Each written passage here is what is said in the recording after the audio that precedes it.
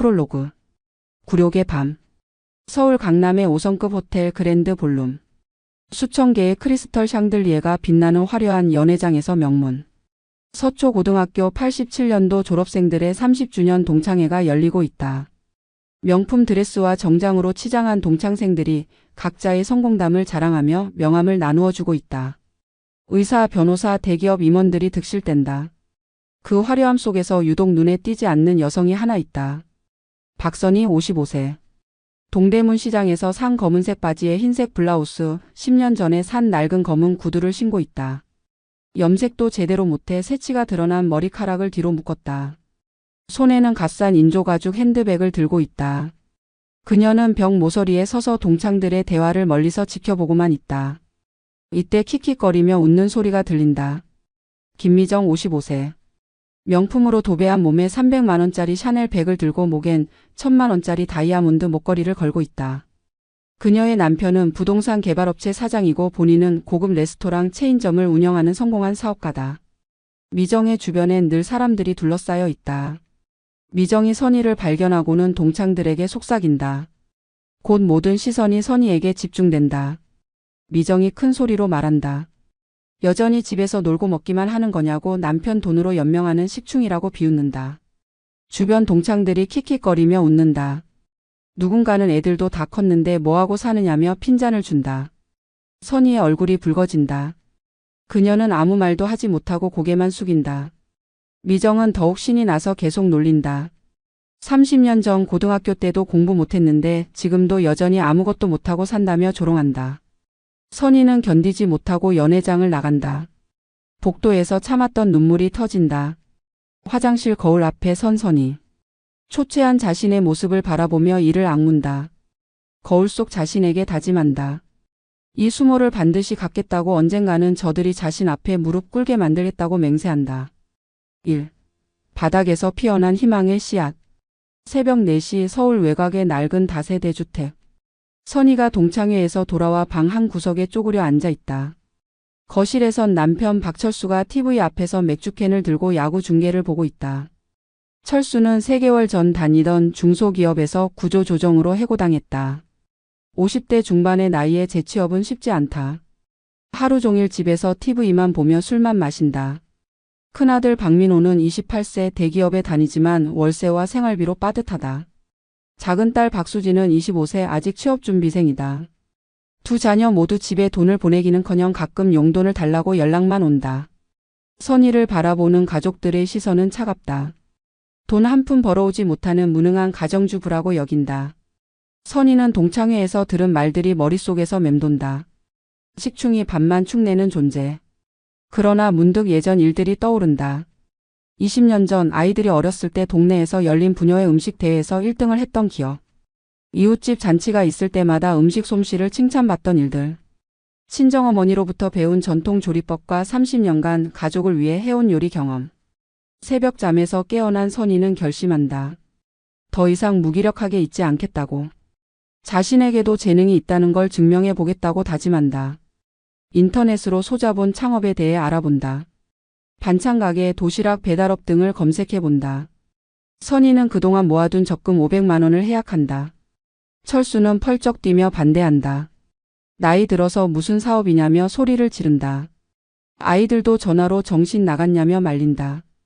하지만 선희의 의지는 확고하다. 더 이상 남의 시선에 굴복하지 않겠다고 선언한다. 동네 상가의 작은 점포를 월세 80만 원에 계약한다. 10평도 안 되는 비좁한 공간이다. 중고 냉장고와 진열대를 사고 직접 인테리어를 한다. 가게 이름을 정한다. 선인의 반찬가게. 소박하지만 정성이 담긴 이름이다. 개업 첫날 선희는 새벽 3시부터 일어나 반찬을 만든다. 콩나물 무침, 시금치나물, 멸치볶음, 달걀말이, 김치전 등 20여 가지 반찬을 정성스럽게 준비한다. 각각의 반찬에는 어머니에게서 배운 비법이 숨어 있다. 간은 살짝 싱겁게, 색깔은 선명하게, 영양은 풍부하게. 하지만 현실은 냉혹했다. 개업 첫날 매출은 고작 3만 원. 둘째 날은 15,000원. 일주일이 지나도 하루 매출이 5만 원을 넘지 않는다. 임대료와 재료비를 생각하면 적자가 심각하다. 동네 사람들은 수군거린다. 아줌마가 무슨 사업이냐며 금세 망할 것이라고 비웃는다. 선희는 절망한다.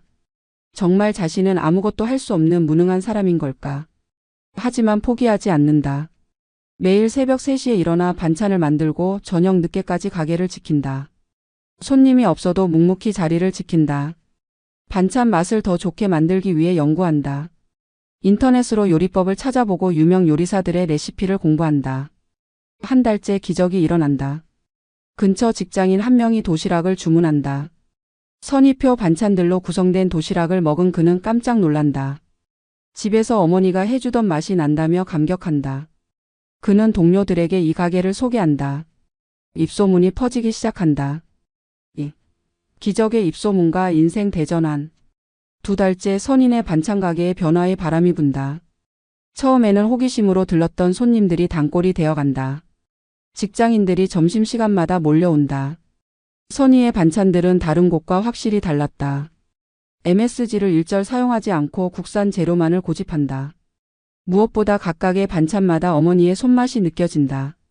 김치찌개는 3년 묵은 김치로 끓여 깊은 맛이 나고 멸치볶음은 직접 우린 멸치 육수로 간을 맞춰 비린내가 전혀 나지 않는다. 시금치 나물은 참기름 대신 들기름을 사용해 구수하고 콩나물 무침은 새콤달콤한 양념으로 입맛을 돋운다. 무엇보다 모든 음식에서 정성이 느껴진다.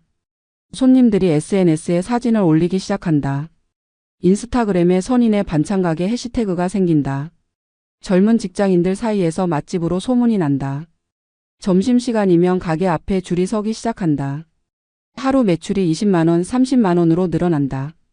이런 변화를 지켜본 동네 사람들의 시선도 달라진다. 처음에는 무시하던 상인들도 이제는 선의를 인정한다. 3개월째 가게 앞은 점심시간이면 전쟁터가 된다. 30분 만에 준비한 반찬들이 모두 동난다. 선의는 더 많은 음식을 준비해야 하는 상황이 된다. 그러던 중 지역 케이블 방송국 기자가 찾아온다. 맛집 소개 프로그램에 출연해달라는 제안이다. 선희는 긴장하지만 용기를 낸다. 방송에서 자신의 이야기를 솔직하게 털어놓는다. 동창회에서 받은 모욕, 가족들의 냉대, 그리고 절망 속에서 시작한 작은 도전. 시청자들이 감동한다. 방송 이후 전국에서 주문이 들어온다. 택배로 반찬을 보내달라는 요청이 쇄도한다. 선희는 택배 사업도 시작한다. 혼자서는 감당할 수 없어 파트타임 직원 2명을 고용한다. 월 매출이 500만원을 넘어선다. 철수의 태도가 완전히 바뀐다. 처음에는 반대했지만 이제는 아내를 적극 돕는다. 새벽 3시에 일어나 재료 손질을 도와주고 배달도 함께한다. 아이들도 주말마다 가게를 도우러 온다. 가족이 하나 되어 사업에 매진한다. 6개월째 선희는 더 큰 꿈을 꾼다. 단순한 반찬 가게가 아니라 브랜드화를 생각한다. 선희푸드라는 상호로 사업자 등록을 새로 한다. 포장지와 용기도 전문 디자이너에게 의뢰해 만든다. 깔끔하고 정갈한 브랜드 이미지를 구축한다. 대형마트 납품업체들이 연락을 해온다. 롯데마트, 이마트에서 입점 제안을 한다. 선희는 신중하게 결정한다. 품질을 유지하면서도 대량 생산이 가능한지 고민한다. 결국 소규모부터 시작하기로 한다. 1년 후 선희푸드는 지역의 유명 브랜드가 된다. 직원이 10명으로 늘어나고 더 큰 공장을 짓는다. 매출은 월 3천만 원을 넘어선다. 선희는 더 이상 예전의 초라한 아줌마가 아니다. 당당한 여성 CEO가 되었다. 3. 몰락하는 적들의 초상. 같은 시기 김미정의 인생은 정반대로 흘러가고 있었다. 미정은 강남에서 고급 양식당 체인 미정키친을 운영하고 있었다. 5개 매장을 둔 제법 규모 있는 사업이었다. 평균 객단가가 5만 원이 넘는 고급 레스토랑으로 주요 고객층은 강남의 부유한 주부들과 직장인들이었다. 하지만 시대가 변하고 있었다. 코로나 이후 외식업계는 큰 타격을 받았다. 고급 레스토랑보다는 집밥 같은 음식을 선호하는 트렌드가 생겼다. 건강한 음식, 정성 들인 음식에 대한 관심이 높아졌다. 젊은 층은 가성비를 중시했고 중장년층은 건강을 생각했다. 미정키친의 매출이 서서히 줄어들기 시작했다. 작년 같은 시기 대비 30% 감소했다. 임대료는 강남 지역이라 매월 각 매장당 800만 원씩 나갔다. 직원 인건비, 재료비, 기타 운영비까지 합치면 월 고정비가 2억 원이 넘었다. 매출이 줄어들수록 적자 폭이 커졌다. 설상가상으로 선입푸드가 급성장하며 미정의 사업에 직접적인 영향을 미치기 시작했다. 선입푸드는 이제 도시락 사업까지 확장했다. 직장인들 사이에서 선입푸드 도시락이 인기였다. 건강하고 맛있으면서도 가격은 저렴했다. 점심시간에 비싼 레스토랑 대신 선입푸드 도시락을 선택하는 사람들이 늘어났다. 미정은 위기감을 느꼈다. 메뉴를 바꿔보고 가격을 내려보기도 했다. 하지만 이미 고급 레스토랑으로 자리 잡은 이미지를 바꾸기는 어려웠다. 고객들은 차라리 정말 고급스러운 곳이나 아니면 정성스러운 집밥 스타일 중 하나를 원했다. 애매한 포지션의 미정키친은 점점 설 자리를 잃어갔다. 미정의 남편도 부동산 개발업으로 어려움을 겪고 있었다. 정부의 부동산 정책 변화로 개발 사업이 지연되거나 취소되는 경우가 많아졌다. 은행 대출 이자가 매월 2천만 원씩 나갔다. 부부가 함께 운영하던 사업들이 모두 흔들리기 시작했다. 6개월 후 미정키친은 5개 매장 중 2개를 문 닫아야 했다. 임대료를 감당할 수 없었다. 직원들을 해고하면서 미정은 처음으로 자신의 처지를 깨달았다. 한때 잘 나가던 사업가였지만 시대 변화를 읽지 못하고 안주했던 결과였다. 은행에서는 대출 연장을 거절했다. 신용 등급이 떨어지기 시작했다. 지인들에게 돈을 빌려달라고 했지만 모두들 핑계를 대며 피했다. 동창들도 미정을 만나려 하지 않았다. 예전에 미정 주변에 몰려들던 사람들이 모두 떠났다. 1년 후 미정키친 남은 3개 매장도 모두 문을 닫았다. 누적 손실이 5억 원에 달했다. 미정은 개인 파산 직전까지 몰렸다. 강남의 고급 아파트도 경매에 넘어갔다. 부부는 임대 아파트로 이사해야 했다. 미정은 절망했다. 30년 전 동창회에서 선의를 식충이라고 비웃던 자신이 이제는 정말로 아무것도 없는 신세가 되었다. 취업을 하려고 했지만 50대 중반의 나이에 게다가 사업 실패 경력이 있는 상태에서 마땅한 일자리를 찾기 어려웠다. 4. 운명의 대반전 무릎 꿇은 순간. 2년 후 선입푸드는 놀라운 성장을 이뤄냈다. 프랜차이즈 사업을 시작해 전국에 50개 매장을 열었다. 대형마트 납품은 물론 온라인 쇼핑몰에서도 베스트셀러였다.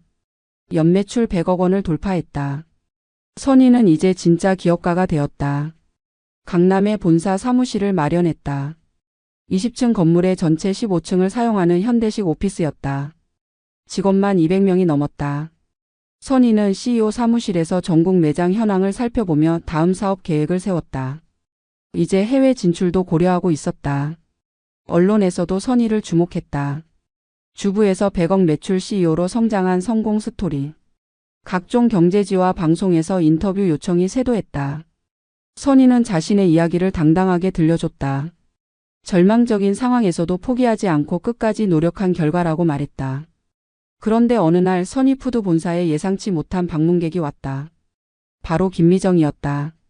미정은 초라한 차림이었다. 명품 브랜드는 온데간데 없고 재래시장에서 산 듯한 옷을 입고 있었다. 얼굴에는 근심이 가득했다. 미정은 선의푸드 로비에서 한참을 망설이다가 접수처에 면담 신청을 했다. 선의의 비서는 누구냐고 물었다. 미정은 작은 목소리로 고등학교 동창이라고 말했다. 예약 없는 면담은 어렵다는 답변에 미정은 애걸했다. 정말 급한 일이니 꼭 만나게 해달라고 부탁했다. 선의는 보고를 받고 냉소했다. 30년 전 자신을 식충이라고 부르며 모욕했던 그 김미정이 자신을 찾아온 것이다. 뻔한 이유였다. 돈 때문일 것이다. 하지만 선의는 만나보기로 했다. 옛 동창이니까가 아니라 자신의 성공을 확인시켜주고 싶어서였다. CEO 사무실로 안내받은 미정은 그 화려함에 압도되었다. 대형 창문으로 보이는 한강뷰, 고급스러운 가구들, 벽에 걸린 각종 상패와 인증서들. 30년 전 초라했던 박선희의 모습은 어디에도 없었다. 이제 선희는 완전히 다른 사람이 되어 있었다. 선희가 들어왔다. 명품 정장에 고급스러운 액세서리로 치장한 모습이었다. 당당한 걸음걸이와 자신감 넘치는 표정. 미정은 그 변화에 다시 한번 충격을 받았다. 미정은 떨리는 목소리로 말문을 열었다. 자신의 처지를 설명했다. 사업 실패, 빚더미 파산 위기. 그리고 마지막 희망으로 선의푸드와의 협력을 제안했다. 자신이 작은 반찬 가게라도 차려서 선의푸드 제품을 납품받아 판매하고 싶다고 간청했다. 선의는 차갑게 말했다. 30년 전 동창회에서 자신을 어떻게 대했는지 기억하느냐고 물었다. 식충이라고 부르며 비웃었던 일, 주변 사람들 앞에서 창피를 준 일들을 하나하나 상기시켰다. 미정의 얼굴이 창백해졌다. 선희는 계속했다. 그때 자신은 정말 무력했고 비참했다고 하지만 그 굴욕이 오히려 자신을 일으켜 세우는 원동력이 되었다고 말했다. 반대로 미정은 그 우월감에 취해 안주하다가 시대 변화를 놓쳤다고 냉정하게 분석했다. 미정은 더 이상 버틸 수 없었다. 자신의 무릎이 저절로 굽혀지는 것을 막을 수 없었다. CEO 사무실 한가운데서 김미정은 박선희 앞에 무릎을 꿇었다. 눈물을 흘리며 용서를 구했다. 정말 잘못했다고 다시 기회를 달라고 애원했다. 선희는 그 모습을 내려다보며 복잡한 감정을 느꼈다. 복수의 쾌감도 있었지만 한편으로는 허탈함도 들었다.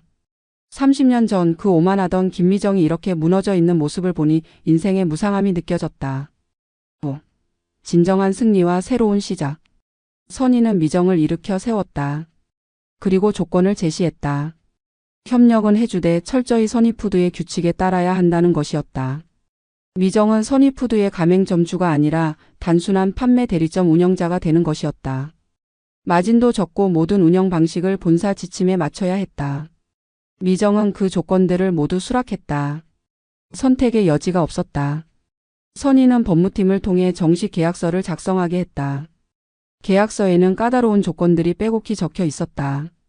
매출 목표 달성 의무, 품질 관리 규정, 본사 감사 수용 의무 등등. 미정은 서울 변두리의 작은 상가에 선희푸드 대리점을 열었다. 예전 자신의 고급 레스토랑과는 비교할 수 없을 만큼 초라한 공간이었다. 하지만 이제는 감사할 따름이었다. 최소한 생계는 유지할 수 있게 되었으니까. 첫 달 미정의 매출은 300만 원이었다. 마진을 제외하면 실제 수익은 50만 원도 안 되었다. 하지만 미정은 불평하지 않았다. 예전처럼 직원을 부리는 사장이 아니라 혼자서 모든 일을 해야 하는 소상공인이 되었지만 그나마 일이 있다는 것에 만족했다. 한편 선희의 성공은 계속되었다. 프랜차이즈 매장이 100개를 돌파했고 K-푸드 붐을 타고 해외 진출도 시작했다. 일본 동남아시아에 지사를 설립했다. 선희는 이제 진정한 글로벌 기업가가 되었다. 언론에서 선희의 성공 스토리를 대대적으로 보도했다. 주부에서 글로벌 CEO로 성장한 기적 같은 이야기. 선희는 각종 시상식에서 올해의 여성기업인상, 중소기업진흥공단 우수기업상 등을 수상했다. 선희는 자신의 성공을 사회에 환원하기로 결심했다. 선희장학재단을 설립해 경제적으로 어려운 환경에서 창업을 꿈꾸는 젊은 여성들을 지원하기 시작했다. 매년 100명의 여성 창업가에게 1억 원씩 지원하는 대규모 프로젝트였다. 재단 설립 기념식에는 각계 인사들이 참석했다. 정치인, 기업인, 연예인들이 선희의 성공을 축하했다. 30년 전 동창회에서 자신을 무시했던 사람들도 이제는 선희에게 명함을 내밀며 인사를 청했다. 세상이 완전히 바뀐 것이다. 그리고 드디어 또 다른 동창회가 열렸다. 이번에는 35주년 동창회였다. 장소는 여전히 강남의 고급 호텔이었지만 분위기는 5년 전과 완전히 달랐다. 선희가 입장하자 모든 동창들이 기립박수를 쳤다. 이제 선희는 동창회의 주인공이었다. 미정도 그 자리에 있었다. 구석진 자리에서 조용히 앉아 있었다.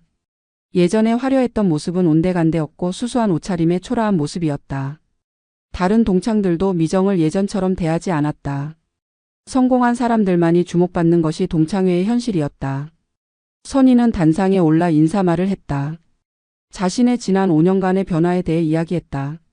가장 밑바닥에서 시작해서 이 자리까지 오게 된 과정을 담담하게 들려줬다. 그리고 마지막에 의미심장한 말을 덧붙였다. 사람은 현재의 모습으로 판단해서는 안 된다고 누구에게나 무한한 가능성이 있다고 말했다. 동창들은 선희의 말에 깊이 공감했다. 특히 현재 어려운 처지에 있는 동창들에게는 희망의 메시지가 되었다. 동창회가 끝난 후 많은 사람들이 선희에게 다가와 조언을 구했다. 선희는 모든 사람을 따뜻하게 맞이했다. 미정도 마지막에 선희에게 다가왔다. 말없이 고개를 숙여 인사했다. 선희는 미정의 어깨를 가볍게 두드리며 말했다.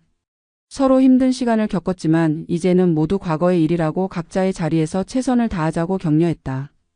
그날 밤 집으로 돌아온 선희는 거울 앞에 섰다. 5년 전 동창회에서 수모를 당했던 그 초라한 여자는 더 이상 없었다. 대신 당당하고 자신감 넘치는 성공한 여성이 서 있었다. 하지만 선희는 교만하지 않았다. 이 모든 것이 얼마나 소중하고 감사한 일인지 알고 있었다. 선희푸드는 계속 성장했다. 국내 매장 200개를 넘어서고 해외에도 50개 매장을 열었다. 연매출 500억 원을 달성했다. 선희는 이제 한국을 대표하는 여성 기업가 중 한 명이 되었다. 각종 경제 포럼에서 기조연설을 하고 정부 정책 자문위원으로도 활동했다. 하지만 선희가 가장 보람을 느끼는 것은 자신의 장학재단을 통해 도움을 받은 젊은 여성들이 성공하는 모습을 보는 일이었다. 매년 수십 명의 여성 창업가들이 선희의 지원을 받아 자신만의 사업을 시작했다. 그중 일부는 이미 성공 궤도에 올라 있었다. 에필로그. 진정한 승리의 의미. 5년이 더 지난 어느 날 선희는 자신의 첫 번째 가게였던 그 작은 반찬 가게를 다시 찾았다. 지금은 선희푸드 1호점이라는 팻말이 걸려있고 기념관 같은 역할을 하고 있었다. 많은 사람들이 선희의 성공 스토리를 보러 이곳을 방문한다. 가게 앞에 서서 10년 전을 떠올렸다. 그때는 정말 아무것도 없었다. 돈도 경험도 인맥도 없었다. 가족들조차 자신을 믿지 않았다. 하지만 포기하지 않았다. 매일 새벽 3시에 일어나 정성껏 반찬을 만들었다. 손님이 없어도 묵묵히 자리를 지켰다. 그 결과가 지금의 모습이었다. 선희푸드는 이제 국내 대표 식품 브랜드 중 하나가 되었다. 전 세계 15개국에 진출했고 직원만 2,000명이 넘었다. 선희 개인의 자산도 1천억 원을 넘어섰다. 하지만 무엇보다 소중한 것은 많은 사람들에게 희망을 준다는 것이었다. 김미정은 어떻게 지내고 있을까? 선희는 가끔 궁금했다. 미정의 대리점은 꾸준히 운영되고 있었다. 매출도 조금씩 늘어나고 있다고 보고를 받았다. 미정은 예전의 오만함을 버리고 성실하게 일하고 있었다. 그것만으로도 충분했다. 선희는 복수를 위해 시작한 일이었지만 결과적으로는 자신뿐만 아니라 많은 사람들에게 도움이 되는 일을 하게 되었다. 진정한 승리는 상대방을 무너뜨리는 것이 아니라 자신이 더 큰 사람이 되는 것임을 깨달았다. 요즘 선희는 자서전을 쓰고 있다. 제목은 식충이에서 CEO까지다. 자신과 같은 상황에 있는 사람들에게 희망을 주고 싶어서다. 누구나 자신만의 가능성을 가지고 있다는 것을 포기하지 않으면 기적 같은 일도 일어날 수 있다는 것을 전하고 싶었다. 책의 마지막 문장은 이렇다. 사람은 밥만 축내는 존재가 아니다. 누구나 세상을 먹여 살릴 수 있는 힘을 가지고 있다. 중요한 것은 그 힘을 믿고 끝까지 포기하지 않는 것이다. 그날 저녁 선희는 가족들과 함께 저녁을 먹었다. 철수는 이제 선희푸드의 부사장이 되어 있었다. 아들 민호는 해외 사업 담당 이사로 일하고 있고 딸 수지는 마케팅 팀장이 되어 있었다. 온 가족이 함께 일하는 행복한 기업이 되었다. 식사를 마치고 선희는 베란다에 나가 밤하늘을 바라봤다. 별들이 반짝이고 있었다. 10년 전 그 절망적인 밤에도 이 별들은 저렇게 빛나고 있었을 것이다. 하지만 그때의 자신은 그 빛을 볼 여유가 없었다. 이제는 달랐다. 여유롭게 밤하늘을 바라볼 수 있는 마음의 평안이 있었다. 무엇보다 자신이 많은 사람들에게 도움이 되는 일을 하고 있다는 보람이 있었다. 이것이야말로 진정한 성공이었다. 선희는 마음속으로 다짐했다. 앞으로도 더 많은 사람들에게 희망을 주는 기업가가 되겠다고. 자신처럼 절망적인 상황에 있는 사람들이 포기하지 않고 꿈을 추구할 수 있도록 돕겠다고. 그것이 자신에게 주어진 사명이라고 믿었다. 그리고 30년 전 동창회에서 자신을 모욕했던 김미정에게도 감사했다. 그 모욕이 없었다면 지금의 자신도 없었을 것이다. 인생의 모든 경험은 다 의미가 있다는 것을 깨달았다. 고통스러운 경험조차도 성장의 밑거름이 될 수 있다는 것을. 새벽이 밝아오고 있었다. 새로운 하루가 시작되는 것이다. 선희푸드의 새로운 하루도 선희 자신의 새로운 하루도. 그리고 수많은 사람들의 새로운 꿈도 함께 시작되는 것이다. 박선희의 이야기는 이렇게 끝이 났다. 아니, 끝이 아니라 또 다른 시작이었다. 식충이라고 불렸던 한 여인이 세상을 바꾸는 기업가가 된 기적 같은 이야기. 그리고 그 기적을 만든 것은 다름 아닌 포기하지 않는 마음과 끝까지 노력하는 의지였다.